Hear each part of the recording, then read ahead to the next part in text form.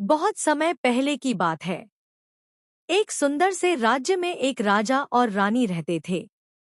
उनके पास धन, महल और सुख सुविधाएं तो थीं, लेकिन उनकी जिंदगी में एक कमी थी। उनके कोई संतान नहीं थी। रानी रोज भगवान से प्रार्थना करती थी। एक दिन भगवान ने उनकी सुन ली। रानी ने एक अत्यंत सुंदर बेटी को जन्म दिया। उसका नाम रखा गया रपुंज़ेल। रपुंज़ेल के बाल सोने की तरह चमकते थे। पूरा राज्य खुशियों से झूम उठा। जादुई फूल और चुड़ैल। राजमहल के पास के जंगल में एक अनोखा जादुई फूल उगता था, जो हर बीमारी को ठीक कर सकता था। एक औरत थी, गोथेल, जो उस फूल की शक्ति से अपनी जवानी बचाए रखती थी। जब रानी बीमार पड़ी, तो राजा ने मजबूरी में उस जादुई फूल को मंगवाया।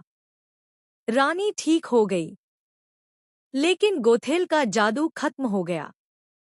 गोथेल को पता चला कि अब उस फूल की शक्ति रपुंज़ेल के बालों में समा चुकी है। रपुंज़ेल की चोरी। एक अंधेरी रात गोथेल चुपके से महल में आई और नन्ही रपुंज़ेल को चुरा ले गई। वह उसे जंगल के बीच एक ऊंचे टॉवर में बंद कर गई। राजा और रानी टूट गए।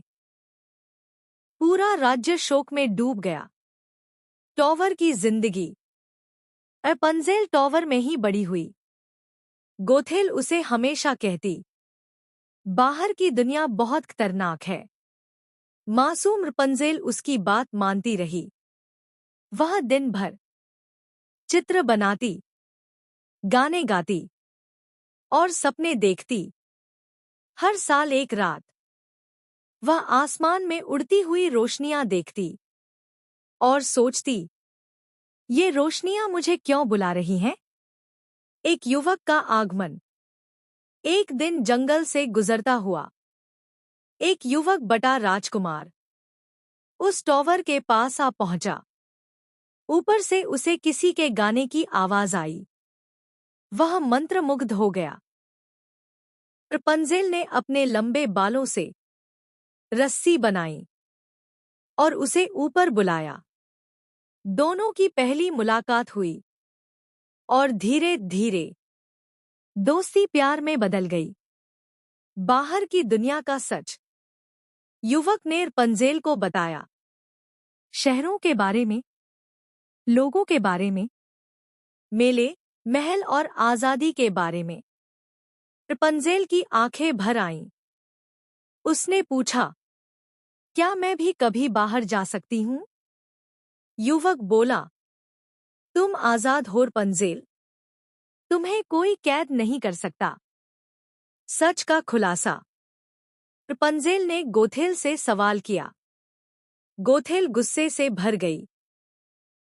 तभी रपुंज़ेल को सच्चाई समझ आ गई। गोथेल मेरी माँ नहीं है। आजादी की रात।